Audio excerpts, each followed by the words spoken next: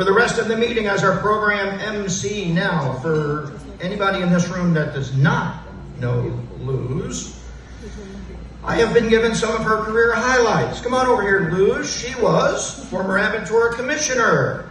She is the governor-appointed member of the Miami-Dade County Expressway Authority. Her many projects include the Port of Miami Tunnel, Brickell City Center, the Federal Reserve Bank, and the new outdoor luxury retail and dining experience opening. Can I say that? Soon. At Esplanade at Aventura. We're going to go with soon. It is a humor day today, but I'm also proud that she just joined us on the Aventura Police Foundation, so we appreciate her working there. Yes, thank you from the crowd. She sings, as you know, if you came to the recognition at level 3 a little while ago. She dances as if you came to the level 3 thing we did for the mayors and for Sally and thing like that. But of everything, she does have a great sense of humor. She's perfect for us to continue this program, and as your MC, Luz Weinberg. You could have just put a period after perfect. Just Luz is perfect. Period. All right, so I'm not actually telling a joke. I think the mayor said to me, I'm ready to start laughing, Luz. So anyway, to start the joke, because today's about telling women's stories, there's this 80-year-old man who's dating a 25-year-old woman. He's a Jewish guy, calm down, Howard. And he goes to Sunday Mass confessional and says, "Forgive me, Father, for I am sinning." And the father recognizes his buddy and says, "Marty, is that you?" Marty says, "Yes. What is your sin?" Marty says, "I'm dating a 25-year-old. And the father thinks, "Marty, but you're Jewish. Why are you telling me this?" He goes, "I'm telling everybody." So we're telling everybody. Today is March 8th and it is International Women's Day. And for those of you who don't know, International Women's Day began in 1911 and it was on March 8th, 1909. It was because on March 8th, 1909, more than 15,000 women, mostly young women, mostly teenagers, marched the streets of Lower Manhattan in protest of their sweatshop-like working conditions and low wages.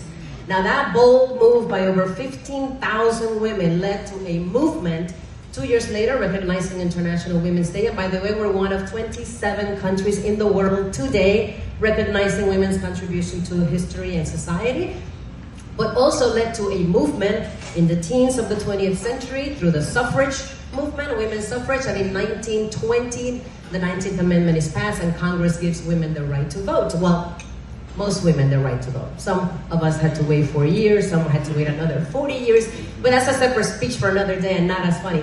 But anyway, we're granted the right to vote. Now fast forward to 1978, when Women's Day becomes National Women's Week in the United States, and by 1987, the National Registry of Women is asking Congress, demanding that March be designated as National Women's Month. And here we are today celebrating National Women's Month thanks to them. Now, the National Women's History Alliance, NWHA, or as I like to call them, NAHA, they select the colors for Women's History Month and they select every year a theme. Now the colors are purple, green, and white. Purple signifies women's suffrage, our fight for suffrage and our right to vote. Green signifies growth and power, and white stands for freedom, truth, and equality. Now, their theme this year is celebrating women who tell their stories. Very aptly named, but it's actually more designated to women in art and women in the media. And we have some members of the media, Denise Farris in the room, we have some artists as well. But in their press release a few weeks ago, what stood out to me was they said it's really, the theme is meant to celebrate women from every community who, quote, produce art, pursue truth, and reflect the human condition. And I think we all can reflect the human condition, and a very good human condition. And with that, we decided our human condition today will be humor. And so Elaine and I said, well, let's find 4 women that can really bring something about their stories of life, navigating through success. I say through, not to, because success is not something you should be aiming to get to. I believe success is something we go through every day. And I think our doctor would agree with that, because it seems like you guys go through your medical care every day. So with that, I'm going to stick to topic because Elaine's giving me the evil eye. We have 4 incredible women today, and I am very, very excited to bring up our first story to tell, Caroline K. Stein. Now, look at this beauty. She's a published author, international speaker, a world traveler, which is my favorite, as some of you follow me on social media, and she's a risk taker, which we love. Her books include Suddenly a Senior, How Did It Happen So Soon? And her newest book on leadership, Make an Impact or Forget It. And she just returned from an expedition to Antarctica, which is not really going to tell us about that much.